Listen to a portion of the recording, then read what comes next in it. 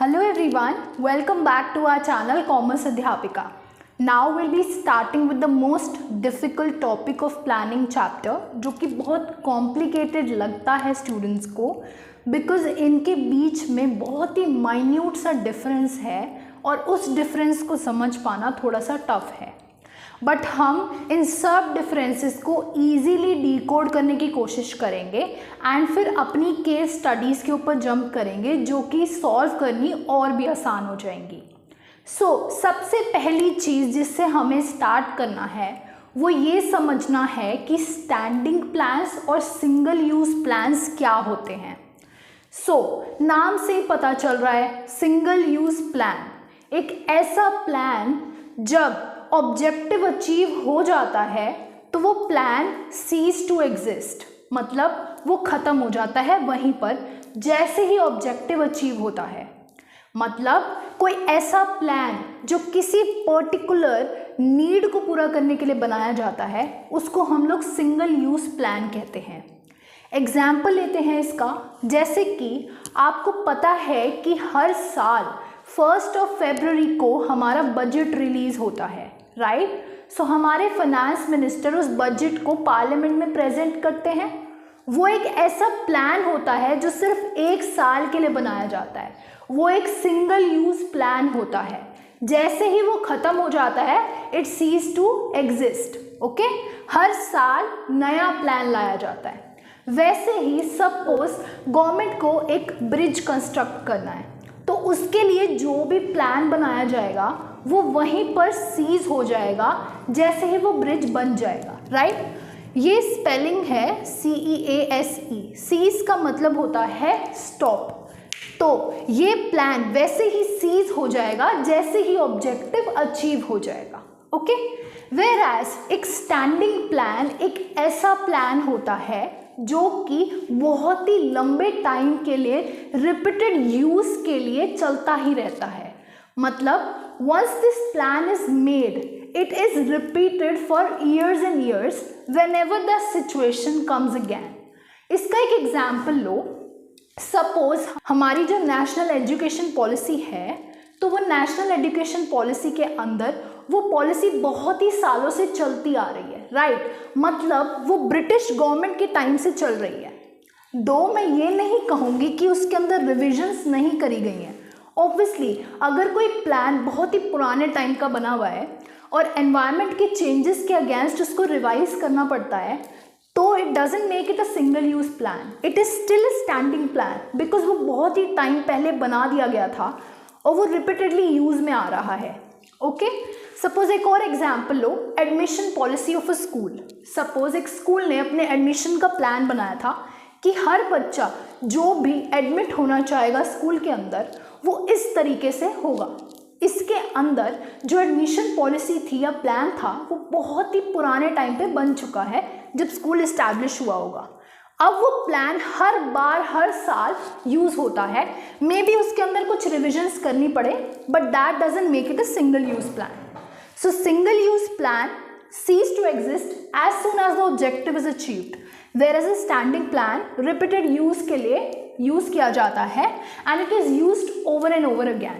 Now we will be bifurcating single use and standing plans in policy, strategy, programs, rules, methods. घबराओ मत, ये confusing sound कर रहे हैं बट अब हम इनको आराम से समझेंगे.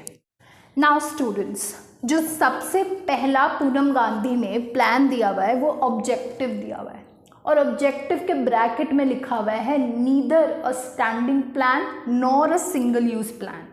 ऐसा क्यों लिखा गया है? बिकॉज ऑब्जेक्टिव अपने आप में एक प्लान नहीं होता है, ये एंड रिजल्ट ऑफ प्लानिंग होता है. एग्जाम्पल, हर इंसान का लाइफ में कोई ना कोई उद्देश्य होता है. उद्देश्य या फिर ऑब्जेक्टिव या फिर एम, हर इंसान लाइफ में कुछ ना कुछ अचीव करना चाहता है. सपोज किसी का एम होता है to become an engineer, to become a doctor, to become a lawyer. ये सारे ऑब्जेक्टिव्स होते हैं.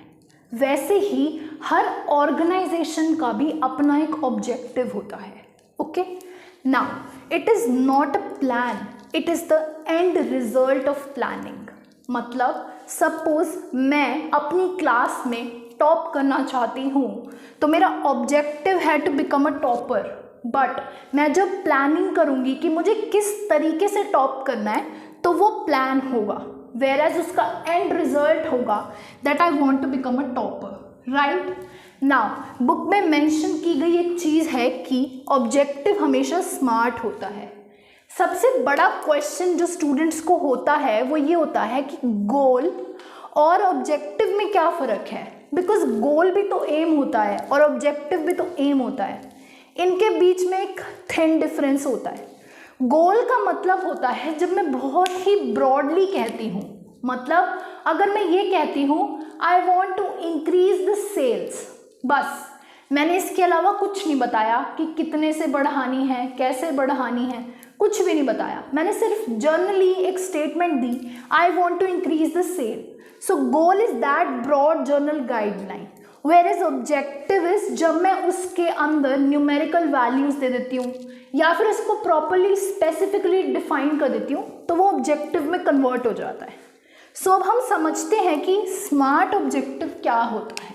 ओके, सपोज मैंने बोला I want to increase the sales. Okay, now what is this? This is specific. Specific का क्या मतलब होता है?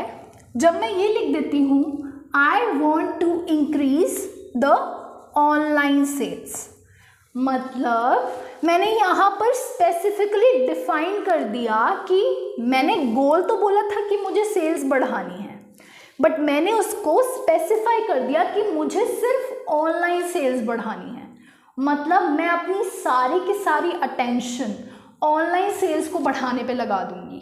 ठीक है, नेक्स्ट इज मेजरेबल। अब व्हाट इज दिस कि फिर ऑब्जेक्टिव हमेशा मेजरेबल होना चाहिए, मतलब I want to increase the online sales by 10%। अब मैंने और भी अच्छे से डिफाइन कर दिया कि ऑनलाइन सेल्स बढ़ानी है, वो भी 15% से, तो मतलब वो ऑब्जेक्टिव बन गया measurable. Okay, next is achievable. Now what is the meaning of achievable? कभी कभी हम अपने लिए बहुत ही अनरियलिस्टिक एक्सपेक्टेशंस या फिर अनरियलिस्टिक गोल्स सेट कर देते हैं जो कि हम खुद भी अचीव नहीं कर पाते, इसलिए गोल्स हमेशा अचीवेबल होने चाहिए, मतलब ध्यान में रख के बनाए जाने चाहिए कि यार वो अचीव हो भी सकते हैं या नहीं हो सकते हैं।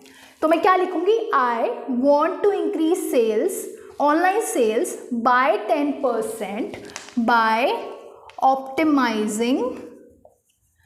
Optimising search engine operations. Okay, ये भी आपको समझ नहीं आ रहा? बस मेरा इसका कहने का मतलब यही है कि मैं सर्च इंजन ऑप्टिमाइजेशन बढ़ाकर अपनी ऑनलाइन सेल्स बढ़ाना चाहती हूँ।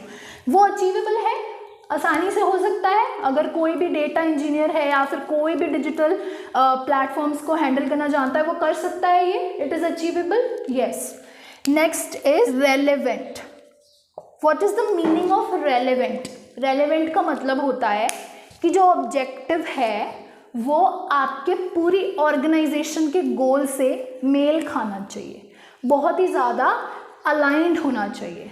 मतलब सपोज आपकी ऑर्गेनाइजेशन करंटली स्टेबिलिटी की पॉलिसी अपनाती है, मतलब एनवायरनमेंट या फिर इकोनॉमी जो है वो डाउनफॉल में जा रही है और आप ग्रोथ की स्ट्रैटेजीज बना रहे हो, ग्रोथ के ऑब्जेक्टिव्स खड़े कर रहे हो, तो वो गलत है क्योंकि आप अलाइन नहीं कर रहे उसको अपनी ऑर्गेनाइजेशन के ओवरऑल गोल से, जो कि अभी इस इकोनॉमिक रिसेशन में क्या चाहता है कि हम सस्टेन कर सकें, स्टेबल रह सकें। वेयर एज आप ग्रोथ के ऑब्जेक्टिव्स बना रहे हो तो वो रेलेवेंट नहीं है, वो अलाइन नहीं कर रहे हैं ऑर्गेनाइजेशन के पूरे गोल से, राइट।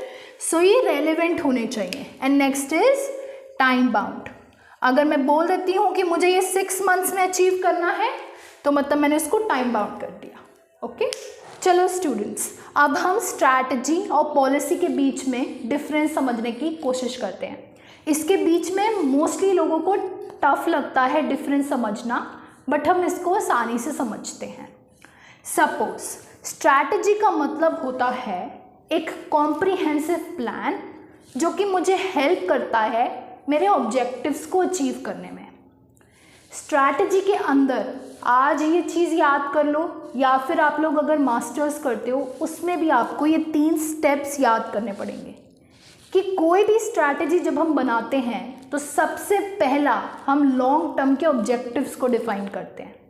मतलब मैं लॉन्ग रन में क्या अचीव करना चाहती हूँ, पहले मैं वो डिफाइन करूँगी। सपोज मैं ये कहती हूँ I want to be a leader in the market, ये मेरा लॉन्ग टर्म ऑब्जेक्टिव है। उसके बाद मैं कोर्स ऑफ एक्शन लगाऊंगी, मतलब मैं कैसे अचीव करूँ उस ऑब्जेक्टिव को, मैं वो डिटर्मिन करूँगी।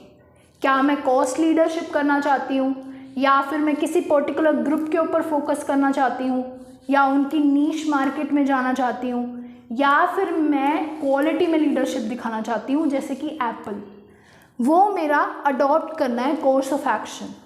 एंड थर्ड है allocate the resources. Third step में स्ट्रैटेजी के अंदर हम लोग रिसोर्सेज एलोकेट करते हैं, क्योंकि बिना पैसे, बिना मटेरियल, बिना मैन कुछ नहीं हो सकता है। मैन, मटेरियल और फिर मनी जो है वो भी हमारे को उस ऑब्जेक्टिव को अचीव करने में लगा देना है। नाउ अब स्ट्रैटेजी तो एक ब्लूप्रिंट की तरह काम करती है एक ऑर्गेनाइजेशन के लिए, ठीक है ना। अगर मैं इन दोनों के बीच में डिफरेंस समझाने की कोशिश करूं तो सपोज एक क्रिकेट का गेम लो। क्रिकेट के गेम के अंदर ये पॉलिसी है कि कोई भी बिना सेफ्टी गियर्स के नहीं आएगा, ठीक है। ये एक जर्नल गाइडलाइन है, जर्नल रिस्पॉन्स है, राइट। वेयर स्ट्रैटेजी के अंदर अगर एक टीम, इंडियन टीम को गेम को जीतना है तो अगर वो स्ट्रैटेजी अपनाती है कि हम लोग आज एग्रेसिव खेलेंगे, डिफेंसिव नहीं खेलेंगे, तो ये स्ट्रैटेजी होती है। पॉलिसी के अंदर जर्नल गाइडलाइन दी गई थी कि हर किसी को सेफ्टी गियर्स पहन के आने हैं, बट स्ट्रैटेजी के अंदर उन्होंने उस पर्टिकुलर ऑब्जेक्टिव को अचीव करने के लिए कि हमें जीतना है, उन्होंने अपने पर्टिकुलर कोर्स ऑफ एक्शन को अपनाया कि हम एग्रेसिव खेलेंगे या डिफेंसिव खेलेंगे। ये आपकी पॉलिसी है ऑर्गेनाइजेशन की कि you will never fight the competition by decreasing the price. मतलब हम कभी भी कंपटीशन से लड़ने के लिए प्राइस को डिक्रीज नहीं करेंगे। तो ये मेरी जर्नल गाइडलाइन है कि ऐसा नहीं होगा।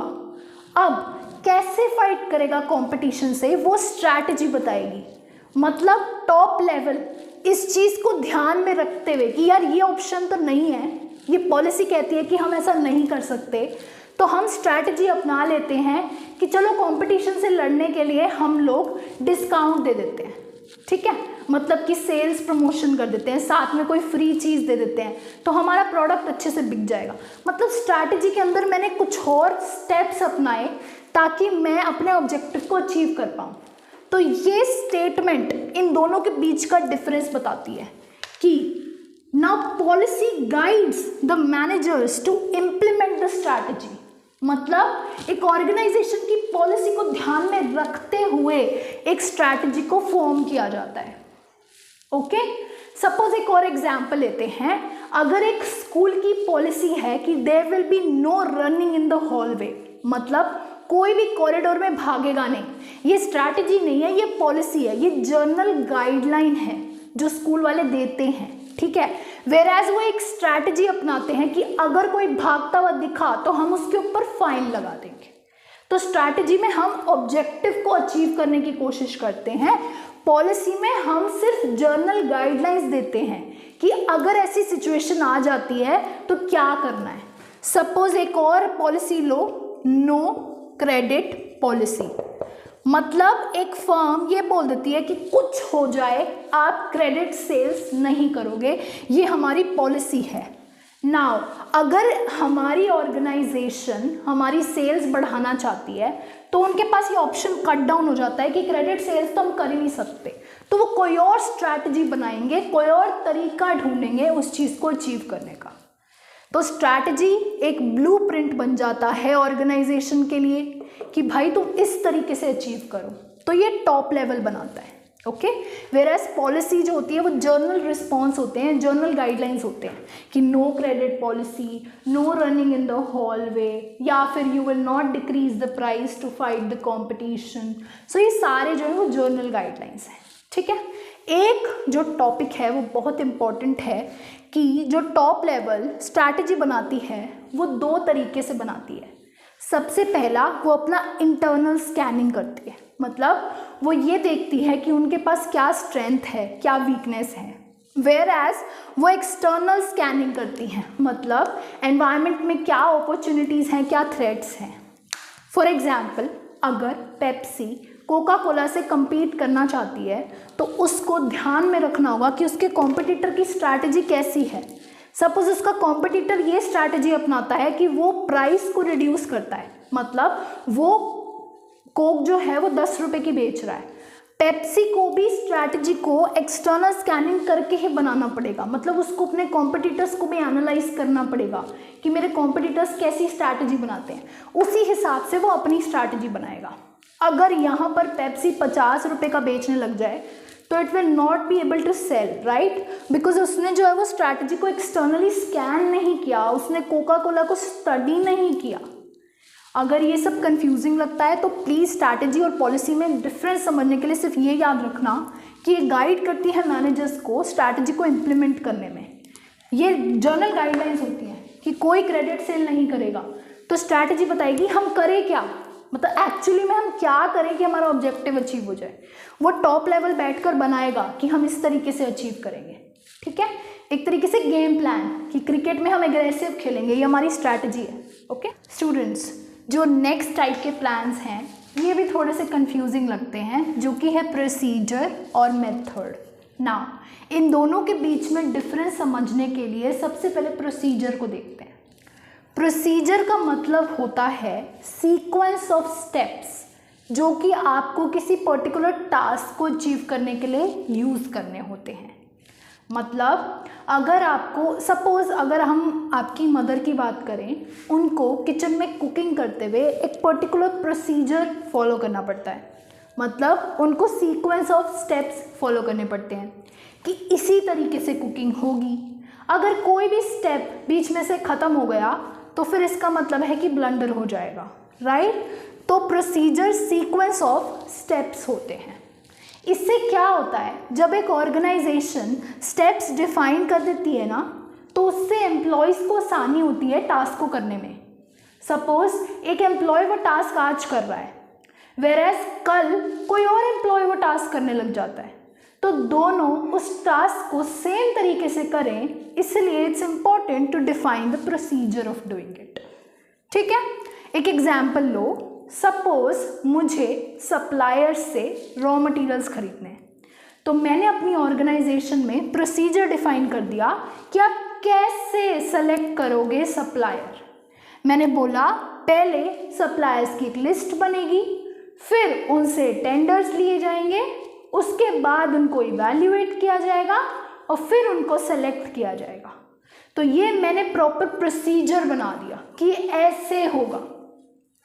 नाउ यहाँ पर नोट करने वाली एक बात है कि प्रोसीजर हमेशा पॉलिसी के अंडर बनाया जाएगा। मतलब अगर मैंने परचेज पॉलिसी डिफाइन की गई है कि in my organisation the suppliers will be selected by proper evaluation, so this is a policy, right. उस पॉलिसी के अंदर मैंने स्टेप्स बनाए कि किस तरीके से वो किया जाएगा। ठीक है, तो ये पॉलिसी के जर्नल गाइडलाइंस के अंदर प्रोसीजर्स होते हैं। तो how to procure raw material के अंदर मैं इस तरीके से प्रोक्योर करूँगी। एक इम्पॉर्टेंट पॉइंट जो पूनम गांधी में दिया गया है कि प्रोसीजर्स कट डिपार्टमेंट्स, मतलब सपोज एक प्रोसीजर मैंने हैंडल कैसे करनी है अगर कोई इंक्वायरी आती है प्रोडक्ट की, ये बनाया है अपने मैन्युफैक्चरिंग डिपार्टमेंट के लिए, तो उसके अंदर हो सकता है सेल्स डिपार्टमेंट में भी कट हो जाए या सेल्स डिपार्टमेंट के लिए भी प्रोसीजर आ जाए कि आपको कैसे सेल करनी है उस मटेरियल या फिर उस इंक्वायरी की। Okay, now next is method.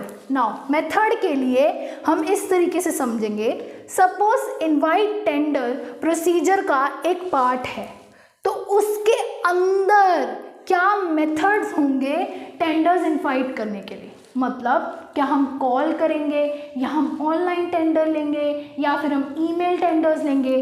तो मेथड्स जो होते हैं वो एक फॉर्मलाइज्ड तरीका होता है किसी रिपीटेटिव टास्क को परफॉर्म करने का।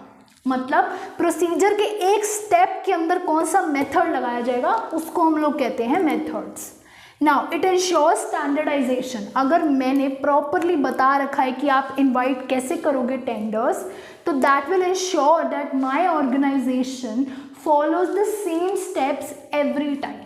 इन दोनों के बीच में एक और डिफरेंस देखने के लिए मेथड के अंदर हम ये देख सकते हैं कि सपोज डेप्रिसिएशन लगेगा, ठीक है।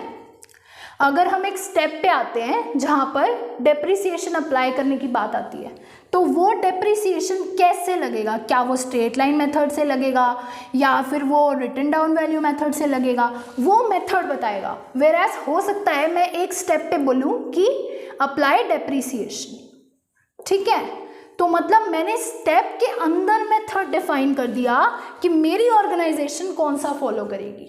ओके, नाउ आई होप आपको पॉलिसी, स्ट्रैटेजी, प्रोसीजर और मेथड में फ़र्क समझ आ चुका है। हमने बात की थी पॉलिसी जर्नल गाइडलाइंस होती हैं, उसके बाद स्ट्रैटेजी जो होती हैं उन्हीं पॉलिसी के अंदर गोल्स को अचीव करने के लिए जो हम पर्टिकुलर स्ट्रैटेजीज बनाते हैं वो होती है या ब्लूप्रिंट्स होते हैं। प्रोसीजर के अंदर जो होता है हमारे पास क्रोनोलॉजिकल ऑर्डर्स या फिर स्टेप्स होते हैं, और मेथड जो होता है वो एक पर्टिकुलर स्टेप को कैसे किया जाए उसके लिए एडवाइस होती है। ओके, नाउ हम जो नेक्स्ट 3 रह गए हैं प्रोग्राम्स, बजट और रूल्स, उसको नेक्स्ट क्लास में कवर करेंगे। अगर आपको अभी भी कोई डाउट है तो प्लीज़ मुझसे नीचे कमेंट सेक्शन में पूछ लेना। Now please subscribe to my channel, please like this video and hit that bell icon as well, and thank you so much.